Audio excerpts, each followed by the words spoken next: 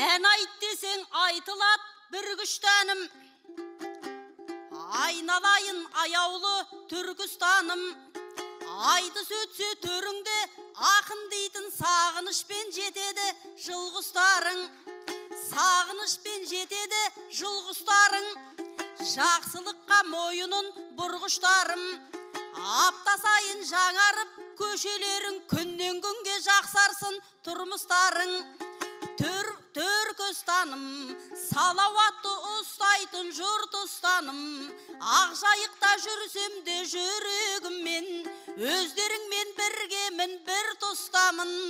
Түркістаным, сен даман бол ардақты мұхтар досым, сүйреп жүрсің айтыстың мықтар басын. Сөз өнерін қазағым құрметтейді, екеуміздің арқада жүк бар досым.